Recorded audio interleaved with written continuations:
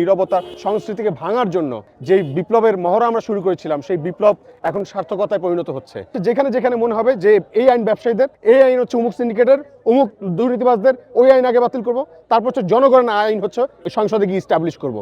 লিফলেটের টাকা দিছে আমার বড় ভাই, জামানতের টাকা দিয়ে দিছে আমার দুইজন প্রবাসী বড় ভাই, সবকিছু আল্লাহ সহজ করে দিচ্ছে। মানুষের এত ভালোবাসা পাচ্ছি মানে কল্পনার বাহিরে, এবং মানুষ এত সুন্দরভাবে অ্যাকসেপ্ট করতেছে, এটা আসলে টোটালি আনএক্সপেক্টেড। আমি আসলে কল্পনা করি নাই মানুষ যে হচ্ছে এইভাবে মানুষকে গ্রহণ করে।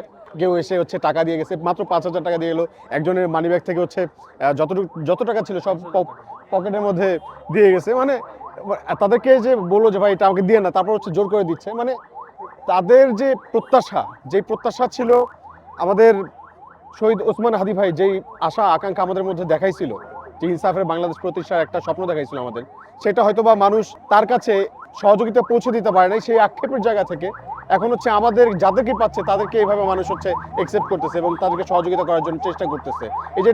এই যে মাত্র যে গিফটটা দিল, কারণ আমার তো কোনো দল নাই, কোনো দল তো আমাকে এরকম মানে কোনো দলের সহযোগিতা তো আমি পাচ্ছি না, বা কেউ তো করছে না। কিন্তু সাধারণ মানুষ যে হচ্ছে অংশগ্রহণ করছে, তারাই হচ্ছে লিফলেট ব্যানারে টাকা দিচ্ছে। এই লিফলেটের টাকা দিছে আমার বড় ভাই, আমার হচ্ছে জামানতের টাকা দিয়ে দিছে আমার দুইজন প্রবাসী বড় ভাই।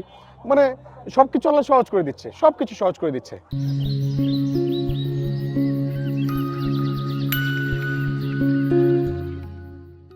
যতগুলো মানুষ আছে তাদের জানমালের নিরাপত্তা থেকে শুরু করে তারা যতটুকু নাগরিক অধিকার আছে তাদের, সেখানে যেখানে যেখানে তারা আটকাবে, যে সকল আইনের কারণে আটকাবে সেই আইনগুলো আগে বাতিল করব।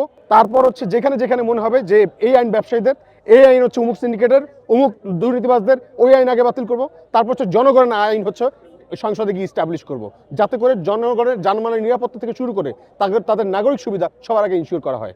কোনো চ্যালেঞ্জ ফিল করতেছি না। তবে এটা সত্য যে আমরা যেই সাংস্কৃতিক বিপ্লবের স্বপ্ন দেখেছি দীর্ঘ বছর যাবৎ, আপনারা হয়তো জেনেছেন যে এই দীর্ঘ প্রায় 8 বছর যাবৎ আপনারা হয়তো কেউ ক্যামেরাতে বিভিন্ন মাধ্যমে দেখছেন আমাকে, যে সাংস্কৃতিক বিপ্লবের চর্চাটা আমরা করতে চেয়েছি।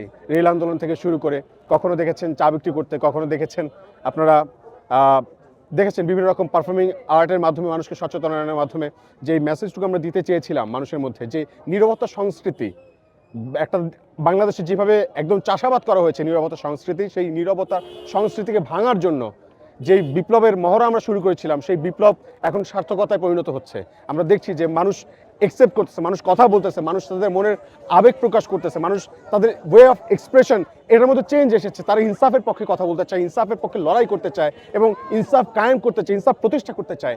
এই যে মানুষের মধ্যে যে আকাঙ্ক্ষার যে অলংকার, সেটাতে আমরা অলঙ্কৃত হচ্ছে, এটা আল্লাহর সবচেয়ে বড় নিয়ামত। আলহামদুলিল্লাহ, এটাতে আমরা অনেক খুশি। শুকরিয়া আল্লাহকে, শুকরিয়া, সবকিছুর জন্য শুকরিয়া। Thank you.